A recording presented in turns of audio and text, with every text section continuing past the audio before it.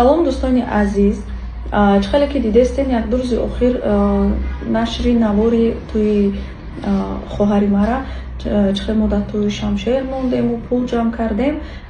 Баъди ҳамин наворҳо мара мутахассисони соҳаи дин ва танзими анъана даъват карданд, бо ман ҳам суҳбат шуданд, фаҳмонданд, ҳатто протоколам карданд. Ва дар вақти ҳамсуҳбат шудан ман хатогии худро фаҳмидам.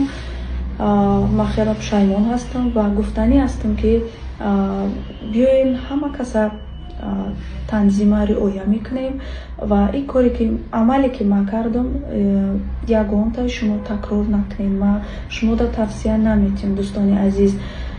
Мо ай кори кардагии худам хеле пушаймон ҳастам. Подписчикҳо раҳмат ба мутахассисони соҳаи танзим, ки ба мо фаҳмонданд. Мо гуноҳи худмонро фаҳмидем, пушаймонам шудем ва дар ҳақиқат расму оини худмон, тоҷиконаи худмон махзтар расми оини бегона дар кор нест.